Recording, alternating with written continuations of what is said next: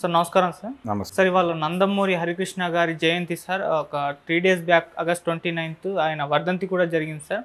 మరి ఈ జయంతి సందర్భంగా ఆయన సినీ అండ్ రాజకీయ ప్రస్థానాల గురించి మీరేం చెప్తారు సార్? అంటే ఈరోజు చాలామంది పుట్టినరోజులు ఉన్నాయి. అంటే హరికృష్ణ గారు, అలాగే పవన్ కళ్యాణ్ గారి బర్త్డే ఉంది. పవన్ కళ్యాణ్ బర్త్డేతో పాటు హర్నాథ్ గారి బర్త్డే కూడా. హర్నాథ్ అంటే సీనియర్ ఆర్టిస్ట్. ఓకే. హర్నాథ్తో పవన్ కళ్యాణ్కి ఒక లింక్ ఉంది. అదేంటంటే ఆయనకి గుర్తింపు తెచ్చినటువంటి 2 సినిమాలు నిర్మించింది హర్నాథ్ గారి అల్లుడు కొడుకు. ఏది పవన్ కళ్యాణ్కి గుర్తింపు తెచ్చినటువంటి గోకులంలో సీత, తొలి ప్రేమ అనే 2 చిత్రాలు నిర్మించింది హర్నాథ్ గారి అల్లుడు కొడుకు. అది లింకు. అలా వాళ్ళది ఒకే ప్రాంతం, పాలకొల్లు, ఆ ప్రాంతానికి చెందినవాడే హర్నాథ్ గారు కూడా. ఇలా పవన్ కళ్యాణ్ జీవితంలో హర్నాథ్ ప్రమేయము, అలాగే హర్నాథ్కి ఎన్టీ రామారావు గారి సీతారామ కళ్యాణంలో ఆయనకి రాముడి పాత్ర ఇవ్వటం, అలాగే హర్నాథ్ గారికి ఆయన సినిమాల్లో ఎదుగుదలకి చాలా పాత్రలు ఆయన రికమెండ్ చేశాడు రామారావు గారు. ఆయన రికమెండేషన్తో కొంత కెరియర్ బిల్డ్ అయింది అతనిది. తర్వాత తనే స్వయంగా చెడగొట్టుకున్నాడు, అది వేరే గొడవ. అయితే హర్నాథ్ వియ్యంకుడు ఒక సినిమా తీసినప్పుడు దానికి రామారావు గారితోనే కోరి క్లాప్ అది కొట్టించుకున్నారు వాళ్ళు. అలా నందమూరి ఫ్యామిలీతో కూడా లింకులు ఉండేవి హర్నాథ్కి. అలాగే ఇప్పుడు పవన్ కళ్యాణ్ తెలుగుదేశం పార్టీతో సన్నిహితంగా మెలుగుతున్నాడు. అలా బీరకాయ పీచు లింకులు చాలా ఉన్నాయి వీళ్ళ ముగ్గురి మధ్య. హరికృష్ణ గారి ఎపిసోడ్కి వస్తే, హరికృష్ణ గారు ఆయన రామారావు గారికి 3వ సంతానం. ఆయన వారి తండ్రి గారి దగ్గర, అంటే రామారావు గారి తండ్రి గారి దగ్గర పెరిగాడు నిమ్మకూరులో.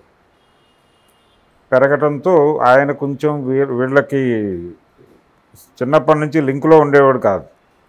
అడపాదడప మెడ్రాస్ వచ్చేవాడు.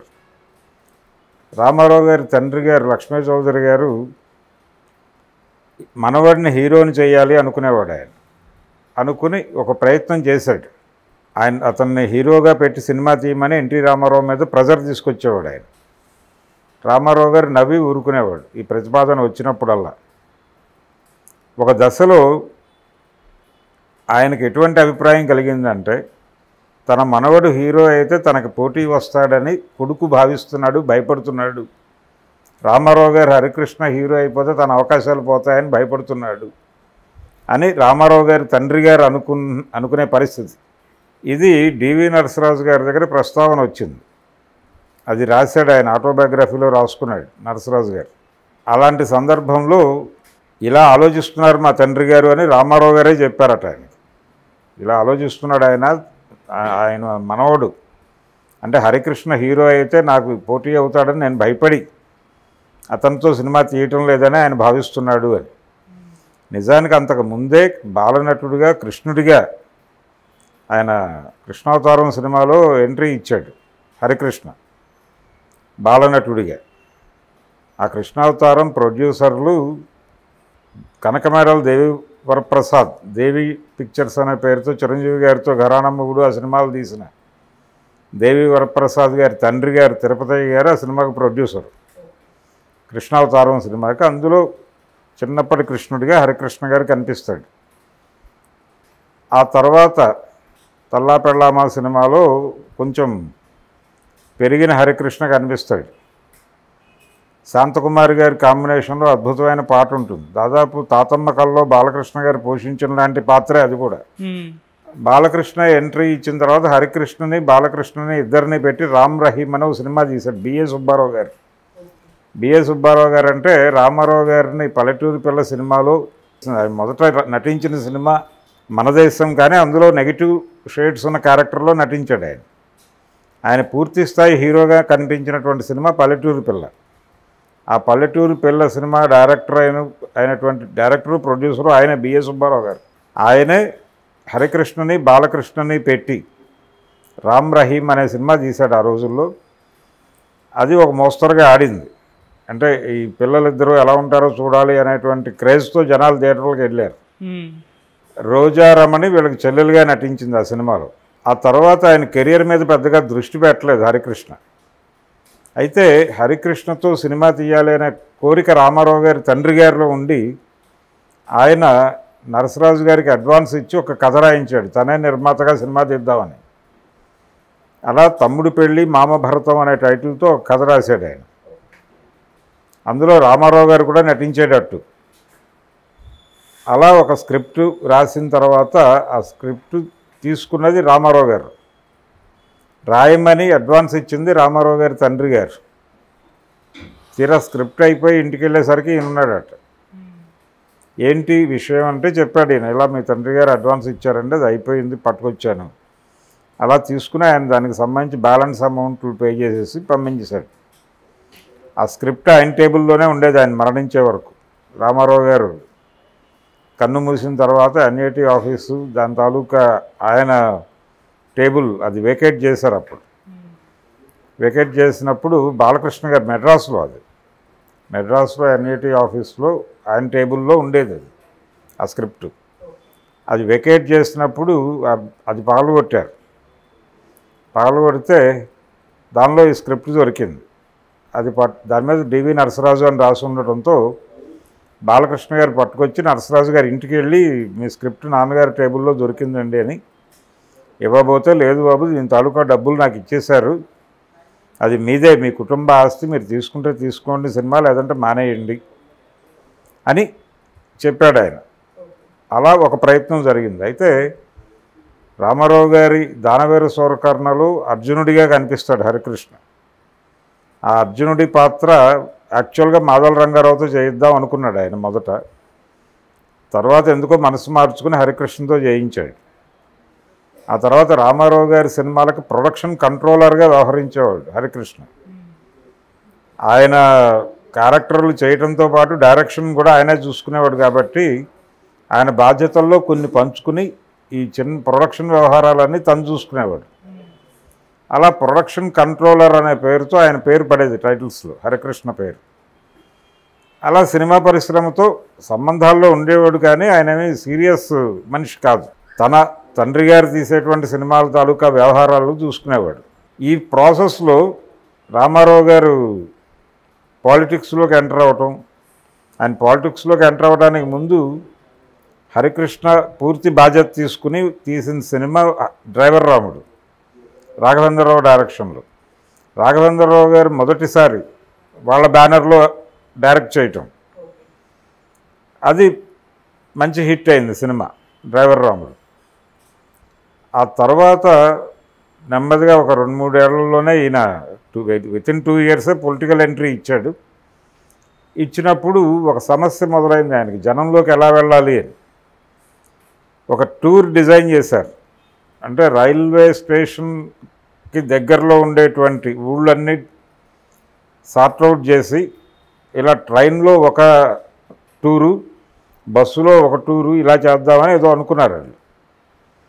ఆ టైంలో రామారావు గారికి ఒక జ్ఞాపకం ఏంటంటే, ఆయన ఏవిఎం స్టూడియో అమ్మేసినప్పుడు అక్కడ ఎక్విప్మెంట్ అంతా కొన్నాడు తన స్టూడియో కోసం, రామకృష్ణ స్టూడియోస్ కోసం. కొన్నప్పుడు అక్కడ ఫ్లోర్ల మధ్య తిరగటం కోసం ఒక వ్యాన్ ఉండేది, అది కూడా కొనేశారు. అంటే మొత్తం అక్కడ స్క్రాప్ అంతా కొనేశారు వీళ్ళు, దాంతోపాటు అది కూడా ఇచ్చేశారు వాళ్ళు. అది కూడా తెచ్చి ఇక్కడ పడేశారు. అది ఉంది కదా, దాన్ని ఎందుకు మనం వాడకూడదు అని ఆయనకు ఒక ఐడియా వచ్చింది. వచ్చి దాన్ని రిపేర్ చేసి, దానికి ఆల్రెడీ ఒక డ్రైవర్ ఉన్నాడు, రామారావు గారికి మొదటి నుంచి డ్రైవర్గా వ్యవహరిస్తున్న ఒక వ్యక్తి ఉన్నాడు. అతని ఆధ్వర్యంలోనే దాన్ని మొత్తం రిపేర్ చేసి పెద్ద టూర్ స్టేట్ మొత్తం తిరగడానికి పనికొచ్చే వెహికల్గా మార్చి దాన్ని చైతన్య రథం అని పేరు పెట్టి, ఆ చైతన్య రథం డ్రైవ్ చేసే బాధ్యత హరికృష్ణకి అప్పచెప్పాడు ఆయన. హరికృష్ణ నేతృత్వంలో ఆ చైతన్య రథయాత్ర జరిగింది. ఆ 9 నెలలు ఆయన టోటల్ స్టేట్ అంతా తిరిగాడు కదా, ప్రచారం, పార్టీ పరిచయ కార్యక్రమము, తర్వాత ఎన్నికల ప్రచారం, రెండూ దాని మీద నుంచే చేశాడు ఆయన, ఆ చైతన్య రథం మీద నుంచే.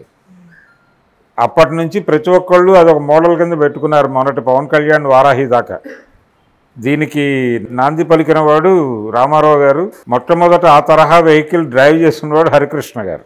ఓకే. చైతన్య రథసారథి అంటారు ఆయన్ని. అట్లా రామారావు గారి పొలిటికల్ కెరియర్లో కూడా చాలా కీలక పాత్ర ఉంది ఆయన. అంటే ప్రతి ఊరికి తండ్రిని తీసుకెళ్ళి పరిచయం చేశాడు ఆయన.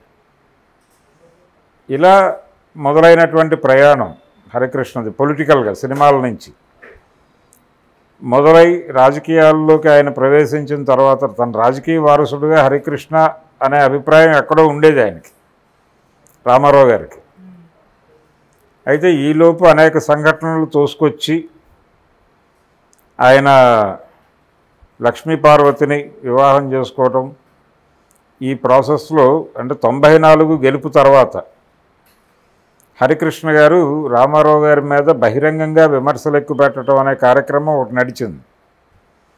ఈ బహిరంగంగా విమర్శలు ఎక్కుపెట్టడం అనే దాన్ని చంద్రబాబు గారే మొదలుపెట్టించాడు. అంటే ఆయనకి ఈయన ద్వారా అంటే లక్ష్మీ పార్వతి ప్రవేశం ద్వారా జరిగినటువంటి ఈ కుటుంబానికి వాటిల్లబోయే ఇబ్బందికర పరిస్థితుల గురించి హరికృష్ణకి ఫీడ్ చేసి హరికృష్ణతో నెగిటివ్ స్టేట్మెంట్స్ ఇవ్వటం అనేది మొదలుపెట్టించిన వాడు చంద్రబాబు అనే విషయం అందరికీ తెలుసు. అలా లక్ష్మీ పార్వతి అనే బూచిని చూపించి కుటుంబాన్ని తన వశీకరణం చేసుకుని, అందులో భాగంగా హరికృష్ణ గారు హైలీ ఎమోషనల్ క్యారెక్టర్. అది ఆయనకి కొంచెం ఎమోషన్ తగిలిస్తే ఆయన మిగిలింది చూసుకుని బహిరంగంగా మాట్లాడటానికి పెద్ద భయపడే మనిషి కాదు అతను. తనకు ఏదనిపిస్తే అది, రామారావు గారు ఎలాగైతే ఏదనిపిస్తే అది మాట్లాడేవాడు. అంటే కేంద్ర ప్రభుత్వం మిథ్య అని అనేయగలిగాడు ఆయన మైకుల ముందు నిలబడి. రాష్ట్ర ప్రభుత్వ ఉద్యోగులకు వేతనాలు పెంచమంటే ఇప్పటికే పందికొక్కులు తింటున్నారు ఖజానాని అనేసాడు, ఏమాత్రం మొహమాట పడకుండా. ఎటువంటి ప్రమాదం వాటి ఉద్యోగులను కామెంట్ చేయటం కొంచెం పెద్ద వ్యవహారం కదా, వాళ్ళు గొడవ చేశారు. ఇలాంటివి అనిపించినప్పుడు మాట్లాడటానికి వెనుకాడుగు వేసేవాడు కాదు ఆయన, అనేసేవాడు మాట. అన్న తర్వాత ఏంటనేది వేరే గొడవ. ఆ ధోరణి ఇతనికి కూడా ఉంది, కొంత హరికృష్ణకు కూడా ఉంది. అలా ఆయన దూకుడుగా రామారావు గారికి వ్యతిరేకంగా మాట్లాడటం, ఇది ప్లాట్ఫామ్. ఏది చంద్రబాబు గారి వెన్నుపోటుకి పూర్వరంగం. ఈ పూర్వరంగం మీద నుంచి వెన్నుపోటు కార్యక్రమాన్ని విజయవంతంగా నిర్వహించాడు ఆయన చంద్రబాబు. నిర్వహించిన తర్వాత రామారావు గారి ఆయన పదవి పోయిన తర్వాత వీళ్ళు ప్రమాణ స్వీకారం చేశారు. సెప్టెంబర్ 1వ తారీఖు, సెప్టెంబర్ 1, 1995 సంవత్సరం ప్రమాణ స్వీకారాలు చేసి రామారావు గారి ఆశీర్వాదం కోసం వెళ్ళారు రోడ్ నెంబర్ 13కి. అక్కడ ఉండేవాడు అప్పుడు ఆయన. అబిట్స్ ఇల్లు ఖాళీ చేసి ఇక్కడికి వచ్చాడు. ఇక్కడ ఉండగా వీళ్ళు వెళ్ళారు. అక్కడ పెద్ద గ్రౌండ్ ఉండేది, బషీరుద్దీన్ బాబు ఖాన్ గారి స్థలం. అక్కడ ఉన్నారు కార్యకర్తలు అందరూ, పెద్ద హడావిడి నడుస్తోంది ఆల్రెడీ అక్కడ. వీళ్ళని రానివ్వలేదు, ఎంటర్ కానివ్వలే, అక్కడికి ఆ ఇంట్లోకి ఎంటర్ కానివ్వలే. ఏంటి గొడవ అని అడిగాడు ఆయన లోపల నుంచి. ఏంటి బయట గొడవ అని అడిగితే ఆ పక్కన ఉన్న వాళ్ళు ఎవరో చెప్పారంటే వీళ్ళు ఆశీర్వాదం కోసం వచ్చారు, మన వాళ్ళు లోపలికి రానివ్వట్లేదు అని. ప్రమాణ స్వీకారం అయిపోయిందా అని అడిగాడు ఆయన. అయిపోయింది. హరికృష్ణకి ఏమన్నా మినిస్ట్రీ ఇచ్చారా అని అడిగాడు ఆయన. ఒకటే ప్రశ్న.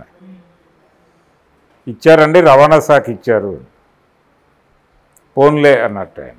అంతే, పోన్లే, అంత కష్టపడ్డాడు, నన్ను తిట్టాడు, దానికి ఏదో ప్రతిఫలం దక్కింది అతనికి అని ఒక చిన్న సంతృప్తి వ్యక్తం చేశాడు రామారావు గారు. అట్లా చంద్రబాబు గారి క్యాబినెట్లో హరికృష్ణ గారికి రవాణా శాఖ ఇచ్చారు. ఆ రవాణా శాఖ మంత్రిగా ఆయన చాలా రిఫార్మ్స్ తీసుకొచ్చాడు. బస్ స్టాండుల్లో అవన్నీ ఇప్పటికీ చెప్పుకుంటారు. ఓకే. ఇలా నడుస్తూ ఉండగా 6 నెలల లోపు ఆయన అప్పటికి ఎమ్మెల్యే కాదు, ఏమీ కాదు, కానీ మంత్రి పదవి ఇచ్చేశారు. అంటే ఎన్టీఆర్ని ఎదుర్కొనే మనిషి ఇతనొక్కడే కాబట్టి ఇతన్ని జాగ్రత్తగా చూసుకోవాలి అనే కాన్స్పిరసీ, కుట్రపూరిత హృదయంతో మాత్రమే ఇతనికి మంత్రి పదవి ఇచ్చాడు చంద్రబాబు. అలా మంత్రి అయిన తర్వాత ఈలోపు రామారావు గారు కన్ను మూశారు. రామారావు గారు కన్ను మూసాక హరికృష్ణతో పనిలేదు మనకే అనుకున్నాడు చంద్రబాబు. నిజానికి ఆ అంత్యక్రియల ఇది జరిగేటప్పుడు కూడా లక్ష్మీ పార్వతిని ఆ వెహికల్ నుంచి దింపేయటం, ఈ వ్యవహారాలన్నింటిలోనూ హరికృష్ణ గారు కీలకంగా వ్యవహరించాడు.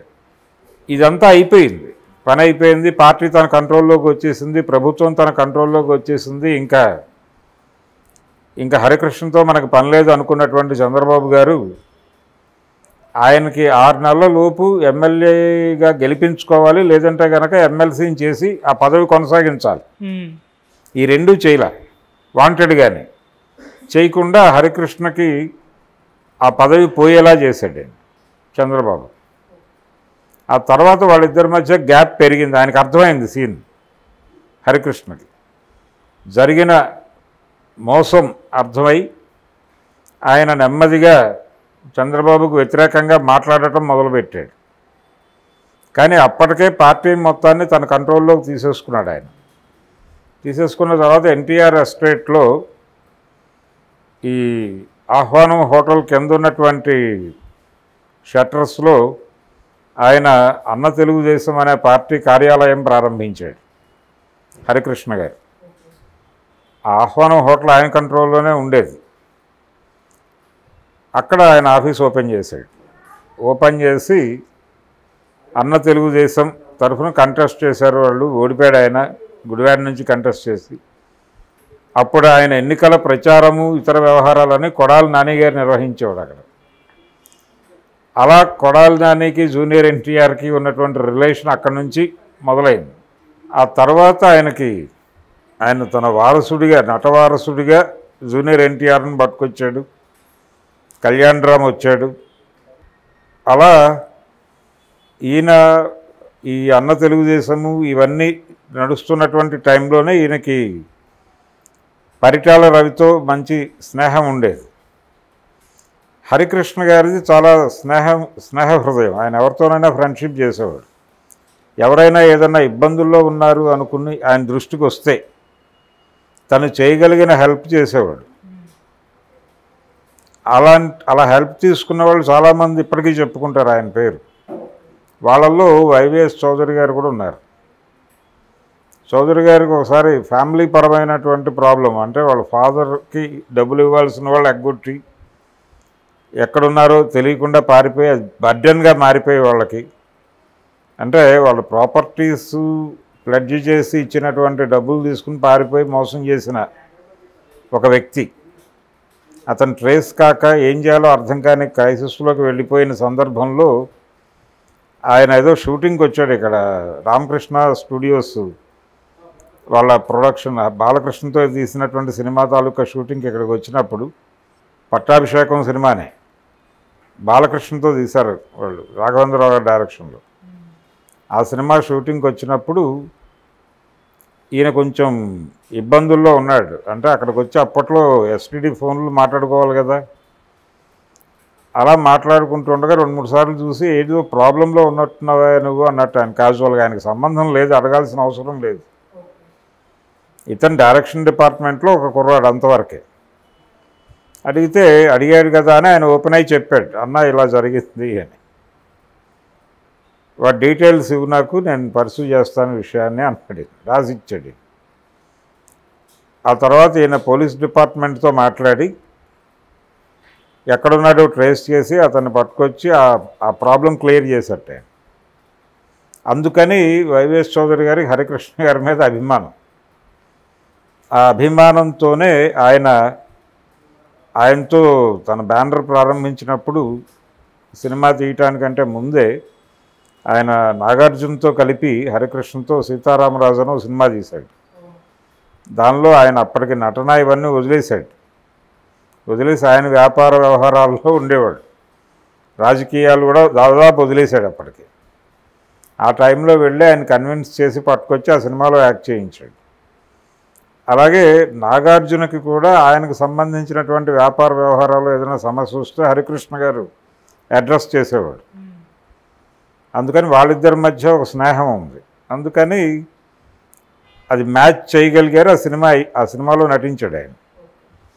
ఆ తర్వాత పరిటాల రవి గారు తీసిన రాములయ్య సినిమాలో కూడా కేజీ సత్యమూర్తి గారిని పోలినటువంటి ఒక పాత్ర ఉంటుంది. సత్యం అనే పేరే పెట్టారు ఆ క్యారెక్టర్కి. అది హరికృష్ణ గారితో చేయించారు. ఆ పాట కూడా ఉంటుంది, సత్యమూర్తి గారి పాటే వాడారు అక్కడ. ఇప్పపూల వరంకాడ అని ఓ పాట ఉంటుంది. అందులో కూడా చాలా ఎమోషనల్గా కనిపిస్తాడు హరికృష్ణ. ఇలా ఆయన మళ్ళీ సెకండ్ ఇన్నింగ్స్ అలాగే లాహిర్లో సినిమా వైవేష్ చౌదరి గారి సినిమాలోనే యాక్ట్ చేశాడు.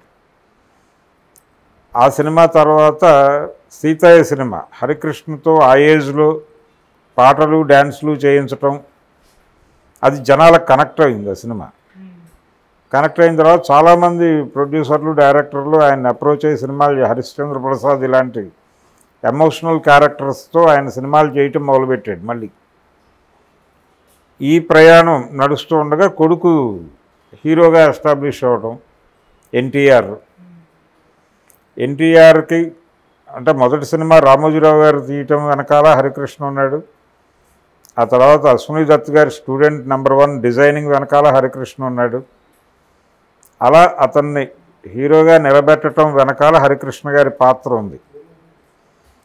అలా కళ్యాణ్ రామ్ వాళ్ళిద్దరినీ హీరోలుగా ఎస్టాబ్లిష్ చేస్తూ, అంటే వాళ్ళకి వాళ్ళ ఫాదర్ని చంద్రబాబు నాయుడు వాడుకుని వదిలేయటం, దీనికి సంబంధించినటువంటి ఒక ఇంప్రెషన్ ఉంది ఆ పిల్లలకి. ఆ ఇంప్రెషన్ ఇప్పటికీ వాళ్ళలో పనిచేస్తాం. ఆ పని చేయటం ఇప్పటికీ ఫ్యామిలీతో చంద్రబాబు గారు గేమ్స్ ఆడుతున్నాడనే ఉద్దేశంతో తెలుగుదేశం పార్టీ వ్యవహారాల్లోనూ నందమూరి కుటుంబ వ్యవహారాల్లోనూ వీళ్ళు పెద్దగా కనిపించరు.